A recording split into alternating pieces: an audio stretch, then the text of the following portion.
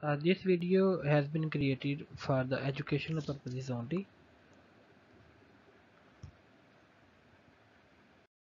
Bismillah Rahman Rahim. Welcome to your next lab. Dear students, in this lab we will do cold reactive dyeing of cotton fabrics. So what are reactive dyes? Reactive dyes are the dyes that can react with the substrates. This means they can form a bond. Therefore, their fastness properties will be higher than that of direct dyes that we did in previous lab. So these were also discovered in late 18s, and we can classify the reactive dyes based on their different classifications, but here we will study according to their reactivity or dyeing profiles. So these are cold brand reactive dyes, hot brand reactive dyes, and medium brand reactive dyes.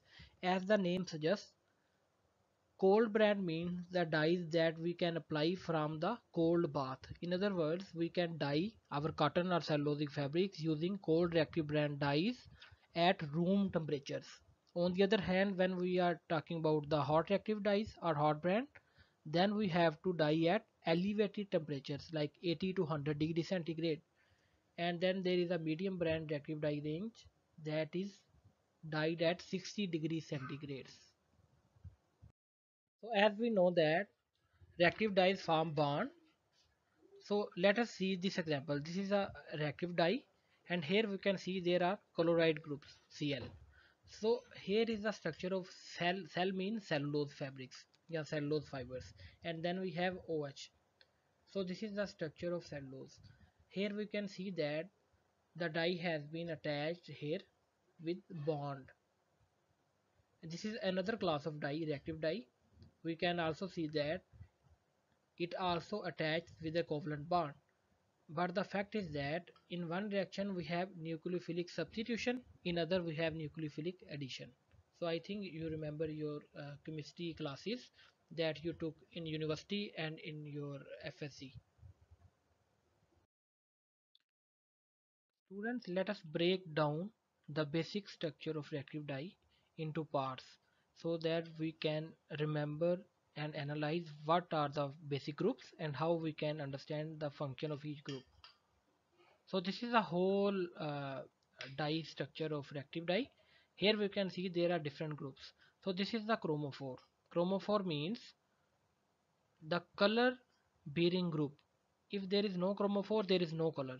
And then there is this reactive group, and we have this leaving group. Leaving group means that will leave during the reaction. So if you remember from the previous slide that the chlorine group leaves from here, and from this point our cotton gets attached to our reactive dye. And there are also one group that are missing here. These are SO3Na. So these are the solubilizing groups. The more SO3Na groups are there in your dye, the more soluble it is in water.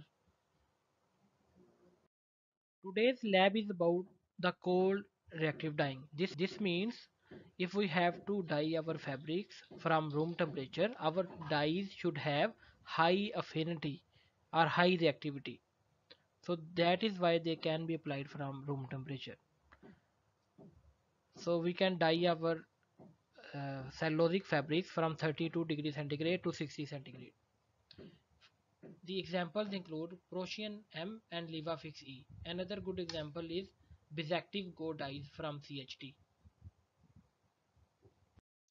The benefits of reactive dyes are that they are easy to apply as well, they are cheap as well as wide range of shades, moderate to good light fastness as well as moderate to good washing fastness. So this is a plus point. That's why these are normally used in the textile industry to dye cellulosic fabrics. And let us discuss about the reactive dyeing auxiliaries. So we will have dye. X percentage means whatever the shade we want to do regarding the depth of the dye. And then we have wetting agent, same 1 gram per liter, and alkali 20 gram per liter, salt y gram per liter. Basically the composition, or you can say the concentration of salt, it varies and it depends on the shade and other factors which dye class you have chosen.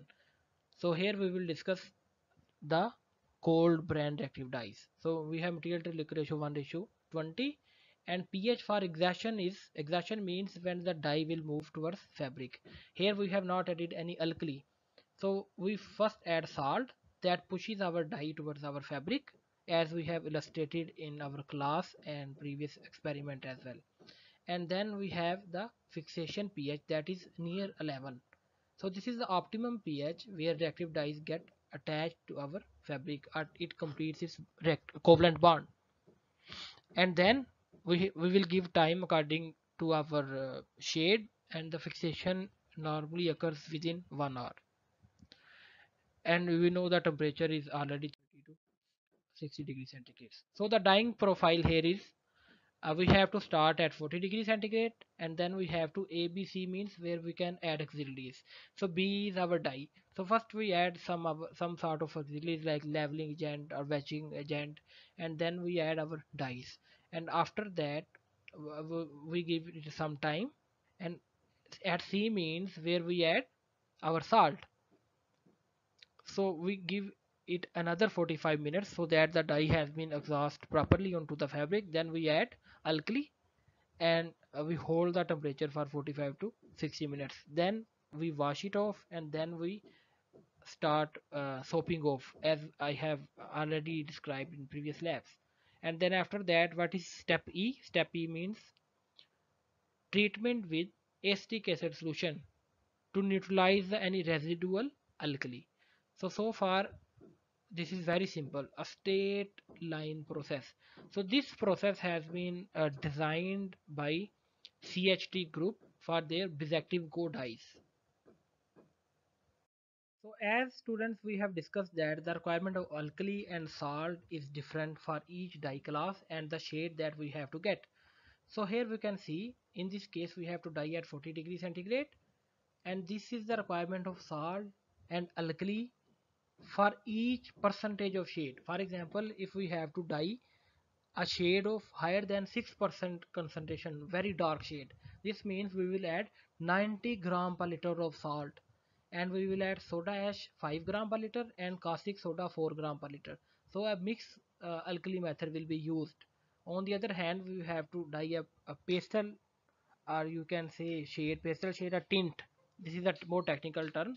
Then we will add only 10 gram per liter of salt. So hopefully it is very clear. So dear students, let's start our experiment. Bismillahirrahmanirrahim. Dear students, now we have done the pre-treatment experiments. Now we have to do the dyeing experiments. So our first dyeing experiment is reactive dyeing. So in reactive dyeing, there are various kinds of reactive dyes available in the market. So first experiment is regarding the cold brand. So what does the cold brand means? Cold brand means the dyes which you can dye at room temperature. So that is why you don't have to apply some sort of heat, like you don't have to go to 60 to 80 degree or 100 temperature. So they can be dyed at the room temperature. So let me introduce first the auxiliaries. So first of all, it is a stressing agent. The purpose of stressing agent has already been demonstrated to you. So it will soften your water. In other words, if there is any hardness or heavy metals or salts present in your water, it will chelate them out. And then there is wetting agent. So why we add wetting agent? It has already been described to you that the wetting agent is used to reduce the surface tension of the liquid so that our recipe can penetrate inside the fibers very well. And then we have Glauber salt or common salt. We can also use, if Glauber salt is expensive, we can use common salt. What is the role of salt in dyeing? Our dyes have negative charge, and when our salt is dissolved in water, it splits into positive and negative ions. The negative ions inside the water, it repels our negatively dyed charged molecules of dye, and they go towards our fabric. So we can say with the addition of salt, we increase the exhaustion of our dye molecules. And then we have sodium carbonate. Sodium carbonate, we can also use NaOH. In fact, we need some sort of alkali so that our reactive dyes can fix with our fabric. So dear student, let's weight the fabric. So our weight is 3.52 gram. So students, as our weight is 3.5 gram, now we will have to set a materials to liquor ratio. So in this case, let us do with 1:50. This means we will multiply the weight with 50. So we will get the amount of the water that we have to take. So 3.5 multiplied by 50 is 175 ml. We will add 175 ml of water inside our container first of all.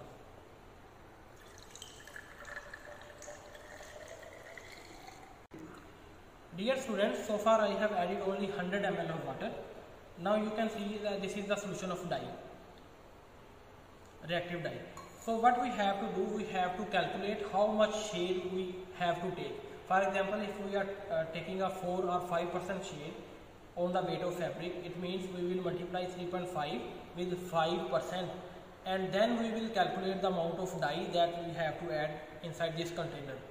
So the dye is in liquid form. So if we already had measure 175 ml and then we will add our further liquid, it will change our materials to liquor ratio. So to keep our material to liquor ratio constant, what we have to do, we have to minus this amount of liquid from our total solution. So this solution has been prepared by adding 1 gram of dye in 100 ml of water. So this means if we will calculate reversely, 100 ml of water contains 1 gram of dye, and 1 ml of water contains 1 by 100 grams of dye. So we can calculate on the weight of our fabric how much solution we have to take so that we have the exact amount of dye. This has already been explained in depth in our previous slides that I have demonstrated to you earlier to the experiment work. Now we will add the required dye inside the container, and then we will add our fabric, but we have to make sure the fabric is in wet state to avoid any sort of you can say stain or aggressive effect of dye, because the dye is very reactive and it will move sharply towards our fabric. So now we have to put the fabric at room temperature. Normally the room temperature in summer in Pakistan is around 40 degrees centigrade. So we have set the temperature at 40 degrees centigrade. So dear students, now 1 hour is complete. Now we will remove our fabric and we will start washing. Now we will drain our liquid. So now we have started the washing procedure. So in that we have to first hot wash the liquid fabric, then we will cold wash, and then there is an additional process that is called washing off. In reactive dye, the washing off agent is very important. It will remove the unfixed dye from our fabric surface. So students, now we can see this is the dyed fabric that we have dyed with our cold brand reactive dyes, and there were 2 additional auxiliaries that I have not mentioned earlier. This one is the washing off agent that we added in our washing so that the unfixed dye has been moved properly. And if we want to further enhance our washing fastness of reactive dye so that the color will not bleed or would not bleed in our washing or home laundries, we will add another process, that is fixing agents. So what these fixing agents are, these are generally the cationic molecules that are applied at the end of process after washing, and it will increase the molecular size of dye, and now the dye cannot you can say wash off from the fabric and we will get the excellent results.